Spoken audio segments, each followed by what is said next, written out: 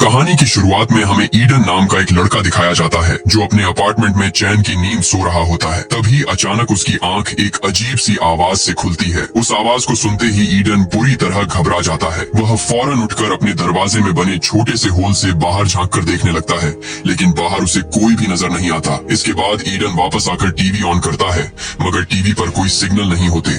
Screen पर सिर्फ एक इमरजेंसी वार्निंग लगातार चल रही होती है। यह देखकर ईडन को काफी अजीब लगता है कि अचानक सिग्नल कैसे गायब हो गए और आखिर ऐसी इमरजेंसी वार्निंग क्यों दिखाई जा रही है। वह अभी यही सब सोच ही रहा होता है कि तभी बाहर से लोगों की तेज चीख पुकार की आवाजें आने लगती हैं। ईडन तुरंत खिड़की की तरफ भागता है और जैसे ही वह अपनी बालकनी में पहुंचता है, उसके होश उड़ जाते हैं। वह देखता है कि लोग इधर उधर बौखलाकर भाग रहे हैं, जैसे किसी बड़ी मुसीबत से जान बचाने की कोशिश कर रहे हों। ईडन को समझ ही नहीं आता कि आखिर बाहर चल क्या रहा है। तभी उसकी नजर सामने की बिल्डिंग पर जाती है, जहाँ एक हेलीकॉप्टर आकर जोरदार तरीके से टकरा जाता है और क्रैश हो जाता है। ये नजारा देखकर ईडन के पैरों तले जमीन खिसक जाती है और उसकी हालत पूरी तरह खराब हो जाती है। और तभी ईडन की नजर नीचे खड़ी एक छोटी बच्ची पर पड़ती है, जो भीड़ में शायद खो चुकी होती है और बिल्कुल अकेली खड़ी रहती है। उसे देखकर ईडन नीचे मौजूद लोगों से उस बच्ची की हेल्प करने के लिए चिल्लाने लगता है, लेकिन अगले ही पल हालात पूरी तरह बदल जाते हैं। वह छोटी बच्ची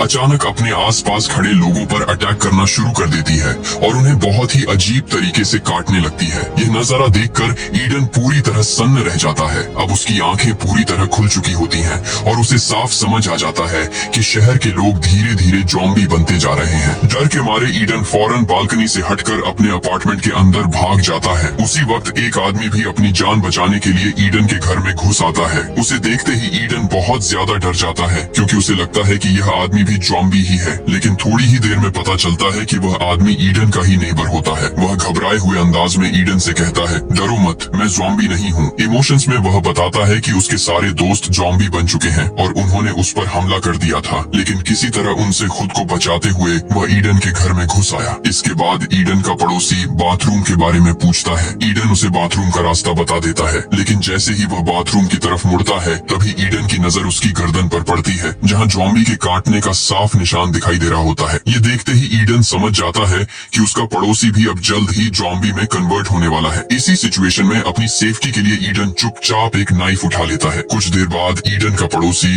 बाथरूम से बाहर आता है। जैसे ही उसकी नजर ईडन के हाथ में पकड़े चाकू पर पड़ती है, वह समझ जाता है कि ईडन उसे ज़ॉम्बी समझकर मार सकता है। घबराकर वह ईडन से कहता है, देखो, मैं ज़ॉम्बी नहीं हूँ। लेकिन अभी उसका यह कहना पूरा भी नहीं होता कि उसकी आंखों में बदलाव आने लगता है और धीरे धीरे वे लाल होने लगती हैं। यह देखकर ईडन को साफ समझ आ जाता है कि इस पर भी वायरस का असर शुरू हो चुका है। तब ईडन अपने पड़ोसी से कहता है कि तुरंत मेरे घर से बाहर निकल जाओ, नहीं तो मैं तुम्हें मार दूंगा। अब ना चाहते हुए भी ईडन का पड़ोसी उसके घर से बाहर निकल जाता है। जब ईडन दरवाजे में बने छोटे से होल से बाहर झांक कर देखता है, तो वहाँ मौजूद ज़ॉम्बी उसके पड़ोसी पर टूट पड़ते हैं। यह नजारा देखकर ईडन पूरी तरह घबरा जाता है। उसके अंदर बेचैनी बढ़ जाती है और वह फौरन दरवाजे को अच्छी तरह से लॉक कर देता है। कुछ देर बाद जब बाहर थोड़ा शांत माहौल हो जाता है, तो ईडन न्यूज देखने लगता है। न्यूज रिपोर्ट में इस खतरनाक इन्फेक्शन के बारे में बताया जा रहा होता है। रिपोर्टर बताती है कि यह वायरस अब पूरे शहर में फैल चुका है, इसीलिए जो लोग अभी तक इन्फेक्टेड नहीं हुए हैं, उन्हें किसी भी हालत में बाहर नहीं निकलना चाहिए और अपने घर की सभी खिड़कियां और दरवाजे बंद करके अंदर ही रहना चाहिए। इसके बाद ईडन अपनी फैमिली को कॉल करने की कोशिश करता है, लेकिन सारी लाइंस बिजी आती हैं। जब वह अपना मैसेज बॉक्स चेक करता है, तो उसे अपने पेरेंट्स के कुछ मैसेज मिलते हैं। मैसेज में लिखा होता है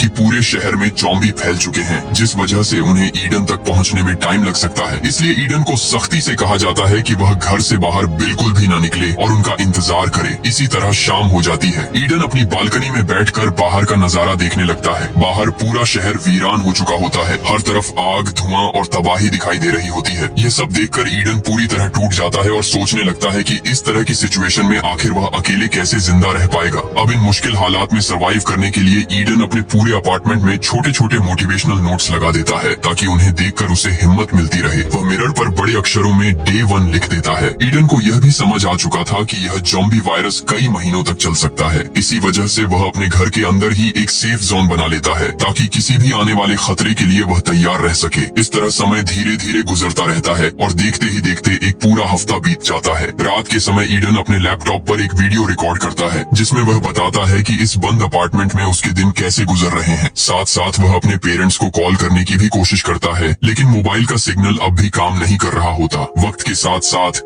ईडन को अकेलापन महसूस होने लगता है। फिर एक दिन उसे पता चलता है कि उसके अपार्टमेंट के किसी भी नल में पानी नहीं आ रहा है। यह देखकर वह काफी परेशान हो जाता है। ऊपर से उसके पास खाना भी बहुत कम बचा होता है, इसलिए वह थोड़ा थोड़ा खाना खाकर गुजारा करने लगता है। ईडन ज़ॉम्बियों से घिरे हुए शहर के बीच बिल्कुल अकेला फंसा हुआ था। उसे कोई अंदाजा नहीं था कि बाहर की दुनिया में आखिर चल क्या रहा है। एक दिन जब ईडन अपने लैपटॉप पर कुछ देख रहा होता है, तभी अचानक उसे किसी के चलने की आहट सुनाई देती है। खतरे को भांपते ही वह अपनी सेफ्टी के लिए फौरन एक बेसबॉल बैट उठा लेता है और खुद को तैयार कर लेता है। और तभी हम देखते हैं कि छत में बने वेंटिलेशन के रास्ते से एक इन्फेक्टेड लड़की अचानक ईडन के अपार्टमेंट में कूद जाती है। यह देखते ही ईडन अपनी जान बचाने के लिए फौरन एक कोने में छिप जाता है। जैसे जैसे वह लड़की धीरे धीरे ईडन की तरफ बढ़ने लगती है, तभी ईडन मौका देखकर पीछे से उस लड़की के सिर पर जोरदार अटैक कर देता है, जिससे उसकी वहीं पर मौत हो जाती है। इसके बाद ईडन जल्दी से जाकर उसी वेंटिलेशन वाले रास्ते को एक सर्फ बोर्ड से बंद कर देता है, ताकि वहाँ से कोई दूसरा ज़ॉम्बी अंदर ना आ सके। इस तरह समय बीतता जाता है और ईडन जैसे तैसे करके जिंदा रहने की लड़ाई लड़ रहा होता है। एक दिन जब वह अपनी एक और वीडियो रिकॉर्ड कर रहा होता है, तभी अचानक उसके फोन की घंटी बजती है। ईडन जल्दी से फोन उठाता है और देखता है कि उसकी माँ का एक वॉइस मैसेज आया हुआ है। उसकी माँ बताती है कि वे लोग शहर के काफी करीब आ चुके हैं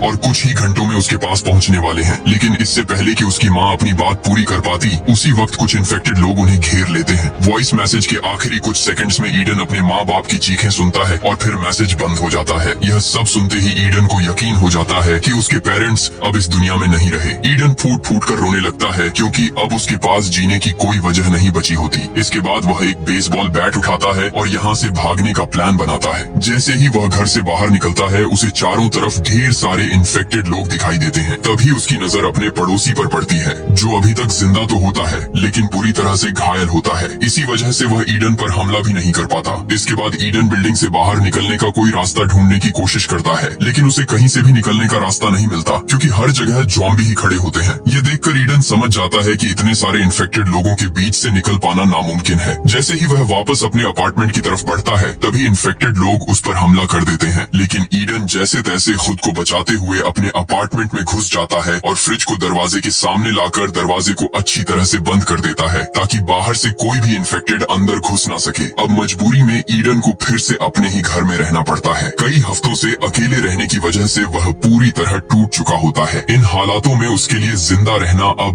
बेहद मुश्किल हो गया था। तभी अचानक पूरे शहर की बिजली भी चली जाती है। यह देखकर ईडन और गहरे सदमे में चला जाता है और सोचने लगता है कि अब आगे की जिंदगी आखिर कैसे गुजरेगी। न खाने पीने को कुछ बचा था, न मोबाइल का सिग्नल था और अब बिजली भी नहीं रही। यह सब सोचकर ईडन खुद को पहले से भी ज्यादा अकेला महसूस करने लगता है। इसके बाद जिंदगी से तंग आकर ईडन अपना लैपटॉप ऑन करता है और एक बार फिर वीडियो रिकॉर्ड करने लगता है। कैमरे की तरफ देखते हुए वह कहता है कि आज वायरस को फैले हुए पूरे 42 डेज हो चुके हैं। वह बताता है कि जिंदा रहने के लिए उसने हर मुमकिन कोशिश कर ली, लेकिन अब वह और बर्दाश्त नहीं कर सकता। वह कहता है कि पिछले 2 दिनों से उसने ना कुछ खाया है और ना ही पानी पिया है। इस तरह घुट घुट कर जीने से बेहतर है कि वह अपनी जान ही दे दे। 42 दिनों तक इन खतरनाक हालातों में जीने के बाद ईडन सब कुछ खत्म करने का फैसला कर लेता है। जैसे ही वह खुद को लटकाने वाला होता है, तभी उसकी नजर सामने वाली एक बिल्डिंग पर जाती है, जहां उसे एक लड़की दिखाई देती है। इतने दिनों बाद किसी लड़की को देखकर ईडन एकदम शॉक हो जाता है और उसी पल उसके अंदर जीने की एक नई होप जाग जाती है। लेकिन तभी अचानक उसका पैर चेयर से फिसल जाता है और वह तड़पने लगता है। किस्मत से रस्सी टूट जाती है और ईडन की जान बच जाती है। इसके बाद वह तुरंत खिड़की के पास जाकर उस लड़की को ध्यान से देखने लगता है। एक जिंदा लड़की को देखकर उसे अपनी आंखों पर यकीन नहीं हो रहा था, क्योंकि वह पूरे 42 दिनों बाद किसी इंसान को देख रहा था। इसी दौरान वह लड़की भी ईडन को देख लेती है, लेकिन उसे ज़ॉम्बी समझकर वह फौरन खिड़की का पर्दा बंद कर लेती है। अगले दिन ईडन फिर से खिड़की के पास जाता है, जहां वह उस लड़की को दोबारा देखता है। इससे पहले कि वह लड़की फिर से ईडन को ज़ॉम्बी समझकर छिप जाए, ईडन जल्दी से एक पेपर पर हाई लिखता है और उसकी तरफ हाथ हिलाता है। यह देखकर लड़की समझ जाती है कि ईडन कोई ज़ॉम्बी नहीं बल्कि एक इंसान है। ये एहसास होते ही वह काफी खुश हो जाती है। इसके बाद ईडन पेपर के जरिए उसे अपना नाम बताता है। जवाब में वह लड़की भी अपना नाम ईवा लिखकर दिखाती है। ईवा ईडन से पूछती है कि क्या उसके पास खाने पीने के लिए कुछ है। तब ईडन उसे बताता है कि खाने को तो कुछ नहीं है, लेकिन पीने के लिए उसके पास काफी सारा पानी मौजूद है। इसी दौरान ईवा देखती है कि उसके अपार्टमेंट के दरवाजे के पास कुछ ज़ॉम्बी घूम रहे हैं। यह देखकर वह डर जाती है और पर्दा बंद करके जाने लगती है, लेकिन जाने से पहले ईडन पेपर पर लिखकर उससे पूछता है कि क्या वे कल भी इसी तरह बात कर सकते हैं। इस पर ईवा हाँ में जवाब देती है और वहाँ से चली जाती है। रात को ईडन को बहुत तेज भूख लगती है, लेकिन जब खाने को कुछ नहीं मिलता तो वह मजबूरी में टूथपेस्ट खाकर गुजारा करता है। थोड़ी ही देर में तेज बारिश शुरू हो जाती है। ईडन बारिश का पानी स्टोर करने के लिए बाहर बर्तन रख देता है और खुद भी पूरे 42 दिनों बाद बारिश के पानी में नहाता है। इन 42 दिनों में ईडन की दाढ़ी काफी बढ़ चुकी होती है, इसलिए वह अपनी दाढ़ी को शेप कर लेता है। अगले दिन वह खुद को साफ सुथरा करके ईवा के सामने आता है। ईवा उसे देखते ही पसंद करने लगती है। इसके बाद ईडन एक बॉल के साथ रस्सी बांधकर ईवा के अपार्टमेंट की तरफ फेंकता है, जिसे ईवा पकड़ लेती है। फिर ईडन उसी रस्सी पर 2 पानी की बोतल बांधकर ईवा की तरफ भेजता है, लेकिन बोतल सामने लगी जाली से जोर से टकरा जाती है। इस आवाज को नीचे मौजूद एक ज़ॉम्बी सुन लेता है और वह सीधे ईवा के अपार्टमेंट की तरफ चढ़ने लगता है। ईडन यह सब देख लेता है और ज़ॉम्बी का ध्यान भटकाने के लिए एक बोतल उठाकर उसके सिर पर मारता है। अब ज़ॉम्बी ईडन को भी देख लेता है और गुस्से में ईवा को छोड़कर ईडन को मारने के लिए उसके अपार्टमेंट की तरफ चढ़ने लगता है। तभी ईडन फौरन एक बेसबॉल बैट उठा लेता है। जैसे ही ज़ॉम्बी ईडन के अपार्टमेंट में घुसने वाला होता है,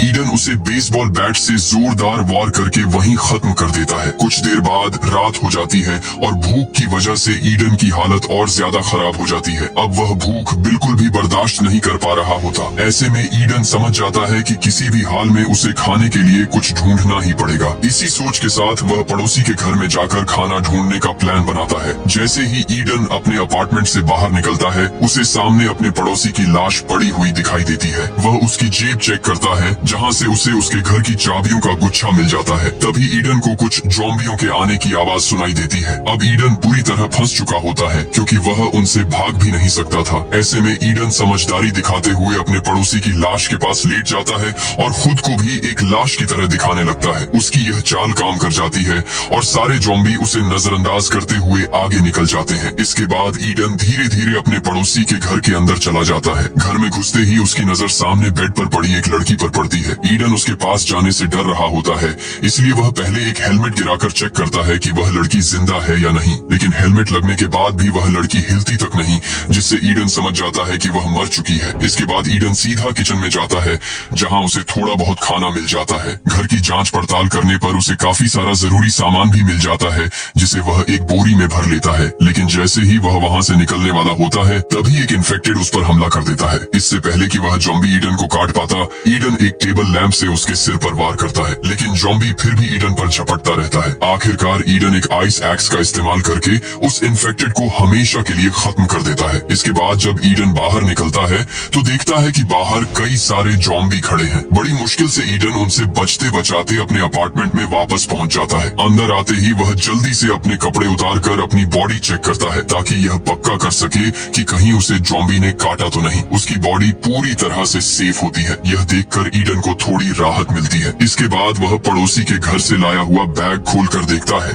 जिसमें उसे 2 वॉकी टॉकी मिलती हैं। इन्हें देखकर ईडन फैसला कर लेता है कि उनमें से एक वॉकी टॉकी वह ईवा को देगा, ताकि वह उसके साथ आसानी से कांटेक्ट कर सके। इसके बाद ईडन अपने कपड़ों से एक रस्सी बनाता है और धीरे धीरे बालकनी से नीचे उतरने लगता है। जैसे ही वह जमीन पर पहुंचता है, वह चुपचाप आगे बढ़ने की कोशिश करता है, लेकिन आसपास कई सारे ज़ॉम्बी खड़े होते हैं। तभी ईडन चुपके से एक वॉकी टॉकी ईवा के अपार्टमेंट की तरफ फेंक देता है। उसकी आवाज सुनते ही इन्फेक्टेड लोग अलर्ट हो जाते हैं और ईडन का पीछा करने लगते हैं। हालात बिगड़ते देख ईडन फौरन एक बालकनी पर चढ़कर छिप जाता है। रात का अंधेरा होने की वजह से ज़ॉम्बी उसे देख नहीं पाते और कुछ देर बाद वहाँ से चले जाते हैं। उनके जाते ही ईडन वापस सुरक्षित अपने अपार्टमेंट में लौट आता है। अगले दिन ईवा वॉकी टॉकी पर ईडन से बात करना शुरू करती है। ईडन अपने वॉकी टॉकी पर ईवा की आवाज सुनकर काफी खुश हो जाता है। वह ईवा से कहता है कि उसने पिछले 3 दिनों से कुछ भी नहीं खाया है और भूख से उसकी हालत खराब हो चुकी है। जवाब में ईवा भी बताती है कि वह भी पिछले 2 दिनों से भूखी है। इसके बाद दोनों काफी देर तक बातें करते रहते हैं और देखते देखते रात हो जाती है। फिर ईवा कहती है कि अब रात हो गई है और वह सोने जा रही है। इतना कहकर वह ईडन से कांटेक्ट कट कर देती है, लेकिन यहाँ ईडन से अब भूख बिल्कुल भी बर्दाश्त नहीं हो रही होती, इसलिए वह खाना ढूंढने के लिए इसी बिल्डिंग को एक्सप्लोर करने का फैसला करता है। वह अपने बाथरूम के वेंटिलेशन का रास्ता खोलता है और उसी रास्ते से होकर पड़ोसी के घर में घुसने लगता है। आगे बढ़ते हुए उसे एक इन्फेक्टेड की लाश मिलती है जो शायद ऑक्सीजन की कमी से मर गया होता है। उसे देखकर ईडन बुरी तरह डर जाता है, लेकिन फिर किसी तरह हिम्मत जुटाकर आगे बढ़ता है और अपने पड़ोसी के बाथरूम तक पहुंच जाता है। जैसे ही वह नीचे उतरता है, उसकी नजर जमीन पर पड़े खून के एक लंबे निशान पर जाती है। वह उस खून के निशान को फॉलो करता है और सामने लगे पर्दे को हटाता है, लेकिन वहाँ कोई भी नहीं होता। इसके बाद ईडन धीरे धीरे पूरे घर की इन्वेस्टिगेशन करने लगता है। जब वह किचन में पहुंचता है तो वहाँ उसे खाने पीने का काफी सारा सामान मिल जाता है। यह देखकर ईडन तुरंत ईवा से संपर्क करता है और उसे बताता है कि उसे ढेर सारा खाना मिल गया है। ये सुनते ही ईवा गुस्सा हो जाती है और ईडन से कहती है कि तुम मुझसे बिना पूछे उस घर में कैसे चले गए, वहाँ तुम्हारी जान को खतरा हो सकता है। जवाब में ईडन उसे समझाता है कि तुम टेंशन मत लो, यहाँ फिलहाल कोई भी नहीं है। इसके बाद ईवा ईडन से कहती है कि वह भी उसके पास आना चाहती है, लेकिन ईडन उसे समझाता है कि अभी उसके पास आना सही नहीं होगा, क्योंकि ऐसा करने से वह खतरे में पड़ सकती है। ईडन कहता है कि जब वह इस घर से निकल पाएगा तब वह ईवा को सेफली अपने घर में ले आएगा। यह सुनकर ईवा मान जाती है और ईडन से कहती है कि अपना ख्याल रखना। अब जब ईडन को खाना मिल चुका होता है तो वह वापस अपने अपार्टमेंट जाने का सोचता है। तभी उसकी नजर सामने वाली दीवार में बने एक बड़े से होल पर पड़ती है। जैसे ही वह उस सुरंग के पास जाता है, उसे आसपास किसी की मौजूदगी का एहसास होता है। ईडन जैसे ही पीछे मुड़ता है तो उसके पीछे एक बूढ़ा आदमी खड़ा होता है, जिसके हाथ में एक नुकीला भाला होता है। दोनों एक दूसरे को देखकर समझ जाते हैं कि वे ज़ॉम्बी नहीं है। इसके बाद वह बूढ़ा आदमी अपना हथियार नीचे कर लेता है और ईडन से पूछता है कि तुम यहाँ क्या कर रहे हो। ईडन जवाब देता है कि वह यहाँ सिर्फ खाना ढूंढने के लिए आया था। तभी वह बूढ़ा आदमी उससे पूछता है